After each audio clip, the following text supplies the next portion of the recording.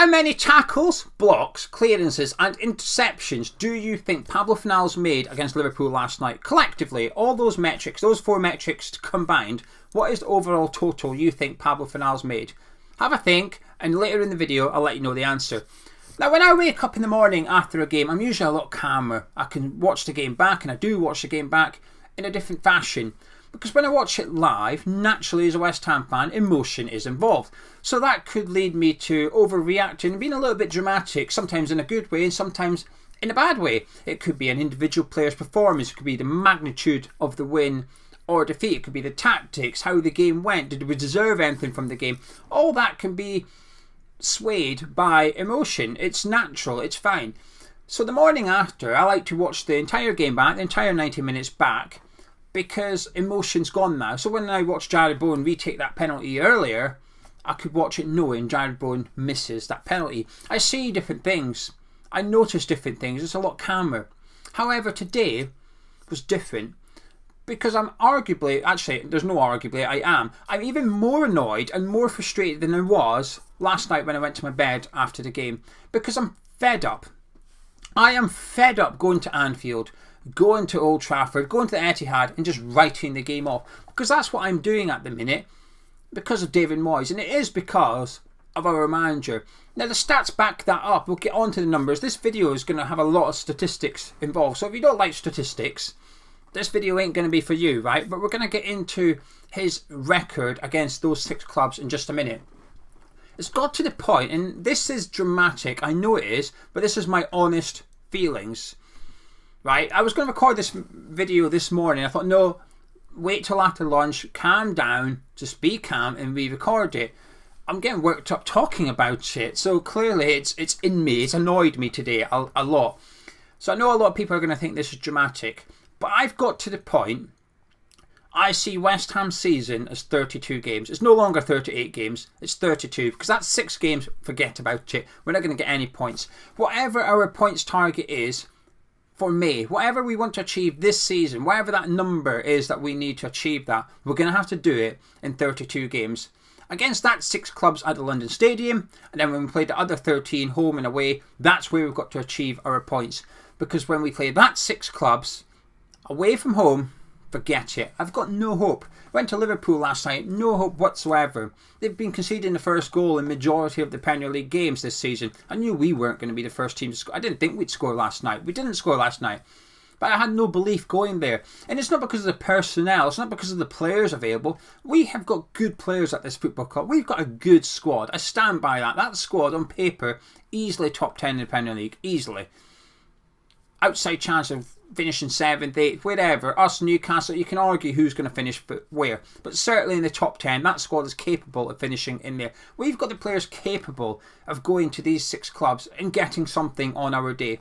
Now, if Liverpool turn up, Liverpool play 10 out of 10, all their players play 10 out of 10, they win that game. They've got better players. However, they didn't last night.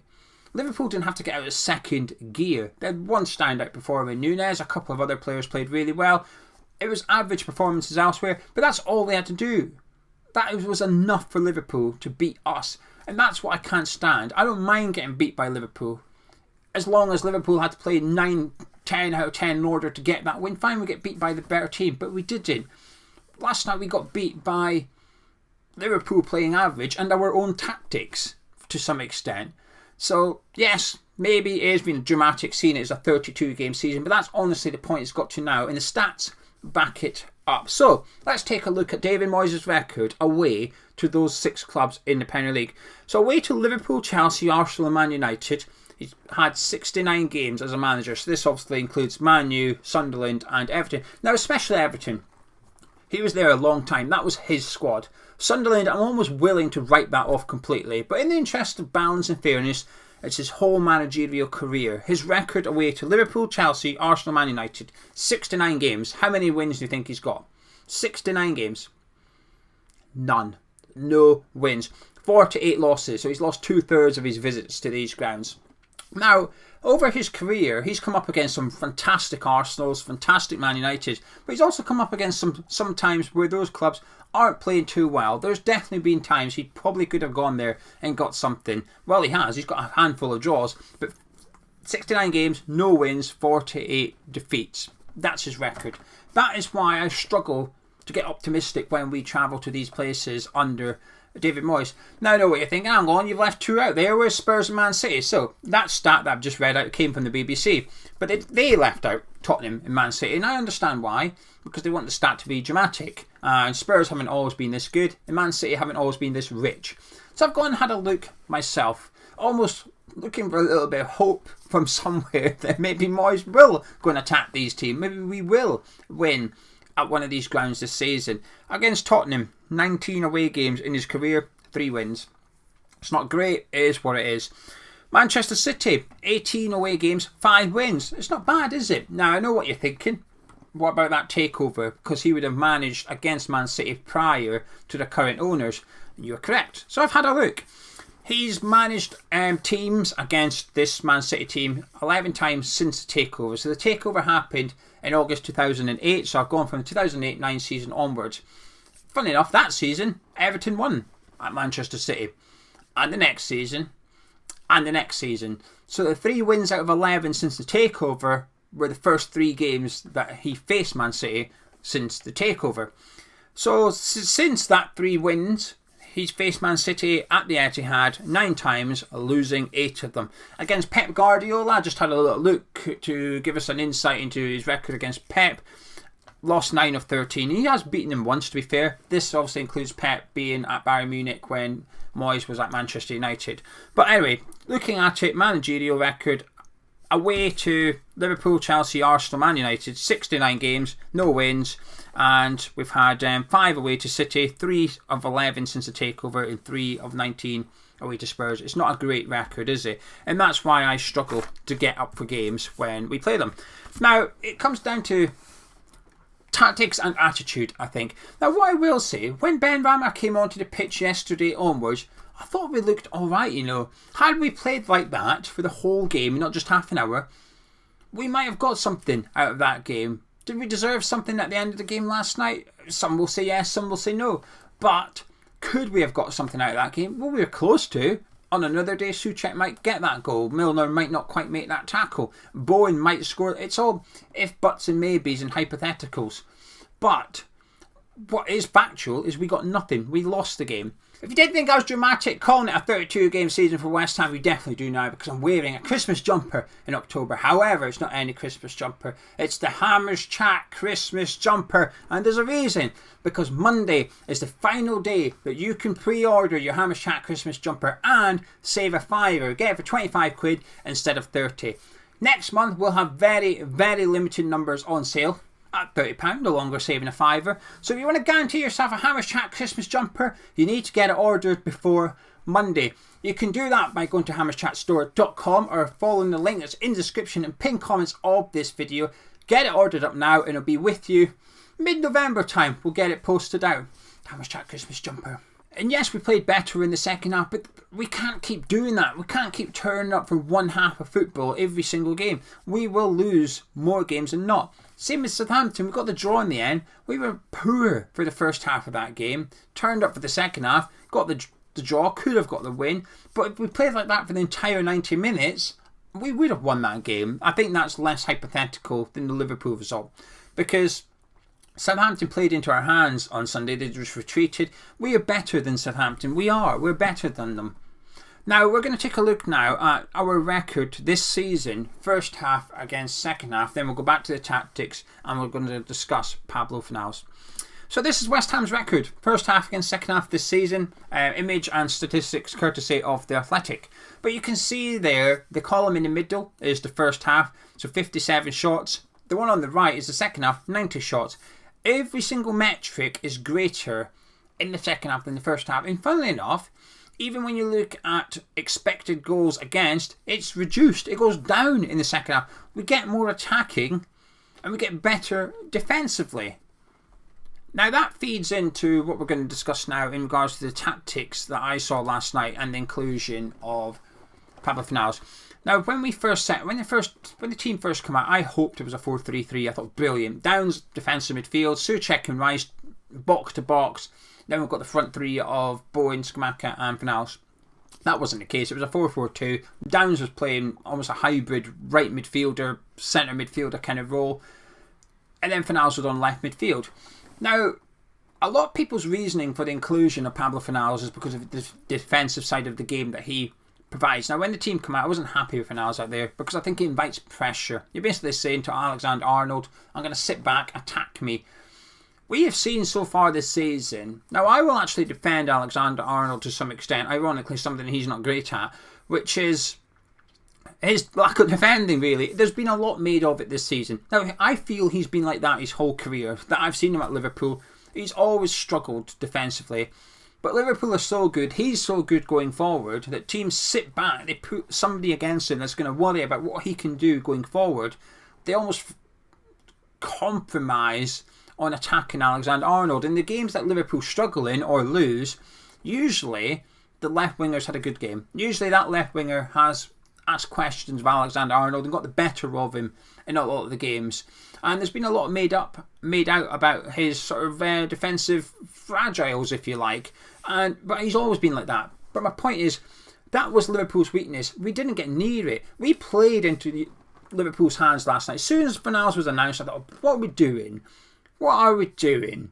Why aren't we trying to get at Alexander-Arnold? Why aren't we trying to get in behind Alexander-Arnold? And it comes down to the manager, because he doesn't have the bravery to go there and try that. The inclusion of Fornals killed our attack before we'd even started. Now, a lot of people, like I said, will say, but it's in there for the defensive reasons. Now, I would argue that playing Fornals there actually makes Liverpool attack us more down that hand side, because Fornals drops deep. The one thing I don't like, a lot of people say Cresswell looks good because Fornals is protecting him. Now, I disagree with that, but like I said, I'm aware, even without emotion, I'm aware I'm a bigger fan than Cresswell than a lot of people. I feel that when I read the comments and stuff. Now, the one thing I will say Fornals playing does do, he reduces the space between the left winger and Cresswell. And I think when there is a lot of territory in there, Cresswell can struggle because it gives space for the opposition to utilise their pace against Cresswell, and I think that's where he struggles most of the time. But in regards to defending, I think Cresswell's a good defender. I don't think he needs that protection from Fornals. How is Fornals protecting him anyway? Is Fornals dropping back, helping out against Salah? He's not. Fornals has got Alexander. There was no protection for Cresswell last night from Pablo Fornals. So at the very start of this video, I asked you a question. Tackles, interceptions, blocks and clearances. How many did Fornals do combined against Liverpool last night? Bearing in mind, the justification for playing Fornals is the defensive side of his game. 0. He made none. No tackles, no blocks, no clearances, and no interceptions. So he wasn't even doing anything defensively. He wasn't producing anything defensively. And I felt sorry for Fornals, actually, because I think in possession he was a bit hurried. He was getting rid of the ball. He wasn't contributing much. Defensively, I don't think he was required. When he came off and Benrahma went on, Alexander-Arnold got pushed back. Benrahma took the game to Alexander-Arnold a bit more and said, right, you get back up the pitch and I'm going to start having a go at you. And Benrahma got some joy. Did Benrahma roast Alexander-Arnold? No, he didn't. He wasn't 10 out of 10 or anything, but he had some success, which is more than what Pablo Fornals had, who had little to no success down that side. And this comes down to the manager. Fornals has played out in that left plenty of times to showcase I'm not really a left winger gaffer, but yet he still gets put out there. Why? Because of the mentality of the manager. Flynn Downs played right midfield, and then he played in like a number 10 role in the second half for some reason, and it probably comes down to trust. I don't know if Moyes trusts Flynn Downs playing centre midfield in the Premier League just yet. I think there's a big difference between Thursday night football and the Premier League, and I get it to some extent. But if you're not going to play him in his best position, arguably don't play him. Surely there's someone better off utilised that can play right midfield. Or at half time you decide you want Bowen over on the right hand side, you're going to have to put someone else in that 10 role. Sub him off. Sub him off. Take Downs off. If you've decided you don't have a position for Downs, I got the feeling last night Moyes picked his 10 players and then put Downs in the remaining position. Moyes decided, I want this as my back four. Souček and Rice, Fornals on the left, Scamack up front, Bowen that leaves to the right, Downs, there you go. Half time, right, I want Bowen over on the right hand side. Here's the rest of my team, that leaves the attacking midfielder position, if you like. Downs, that's where you go. And it felt a little bit like that. Now, I think Downs actually played okay. Was he fantastic? No. Was he poor? No. He played well. I gave him a 7 out of 10, I think, in the player ratings. A strong performance from him, especially when you consider he was out of position. But the Fornals inclusion, there's just... I struggle to see the justification for it. He's not playing well at the minute. He's not contributing the assists and the goals, which he's capable of on occasions. And we waved the white flag before we'd even kicked the ball last night at Anfield. And I'm just fed up of it. I'm fed up of going to these grounds with no hope. And we shouldn't be. We have got a good squad available to us. We do. We have a good team. But we're just not making the most of it right now. And I'm just getting a little bit fed up of it, if I'm honest with you. Because that's second half against Liverpool, we played well. Second half against Southampton, we played well. But we need to do it for 90 minutes now. Because we can't afford to keep going 1-0 down before we start playing football. Before we think, oh, we better go and get a goal. Now, Mikel Antonio did a podcast with Callum Wilson about a month ago now, where he spoke about Moyes' tactics, and I keep saying to Gonzo, we're gonna cover it in a separate video, but I don't want to make too many videos moaning about David Moyes' tactics. But in that video, Antonio states they're told to keep it tight. They're not allowed to attack for the first half hour of each half. They have to keep it tight and try and nick a goal. That is the tactics set out by the manager, and I'm fed up. Last night it irritated me so much, because I don't like the phrase there for the taking, because I do think Liverpool had a couple of levels to go if they had to. They just didn't need to against us. And that's what I find almost insulting to some extent, that Liverpool barely had to break a sweat last night. That you saw, I know this is a drastic one, but you saw against Manchester City, you saw how animated Klopp is on the touchline. Last night didn't flinch. He was calm as hell. Stood there with his nice puffer winter jacket on, cosy as heck on the touchline. Wasn't fazed, wasn't bothered. There was only a 1-goal lead, wasn't bothered. He knew we weren't scoring. We came close on a couple of times, but I would argue Liverpool came close 4 or 5 times. Fabianski was brilliant once again last night. Alisson, largely untested. And I'm just getting a bit fed up, really. On Monday, we can't see Fornals start. He just cannot start. There's some games where Fornals may be utilised, and arguably, Paqueta being out, Fornals is possibly our best replacement in that number 10 role. In that, if we were going to play, say, 4-2-3-1, Fornals in that 10 role is possibly the best replacement for Lucas Paqueta. But on that left side, it's enough now. It's enough. We can't be doing this anymore. Moyes spoke about how when... In the summer, he did that podcast about how we signed players to avoid relegation. We're better than that now. We're now trying to sign players to get us into the top 4, which is admirable. We're still using the same tactics we were to avoid relegation. The tactics haven't changed. He speaks about transition. What I saw at Anfield last night is what I saw at Anfield last season and the season before that. And we have caused them problems before. In the past, in fairness to Moyes, we've been unlucky in some of those games to not get something at those grounds. But how many games can you say we're unlucky before actually it's not unlucky, it's just us? 7, 8 games, I think we're at that point. You add in Southampton as well at the weekend. We can't just keep saying, oh, that was a bit unfortunate, wasn't it? Because, like I always say, coincidences are a thing. But when you've got a lot of them, it's no longer a coincidence, it's evidence. It turns into evidence. And evidence before us suggests, well, Moyes' record away to those 6 clubs isn't very good.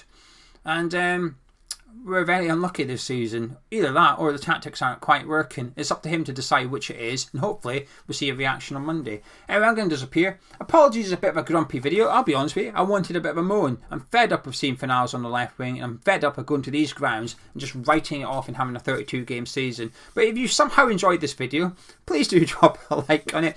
Subscribe if you're around here, and we'll be back with the Bournemouth preview tomorrow night. Catch you then.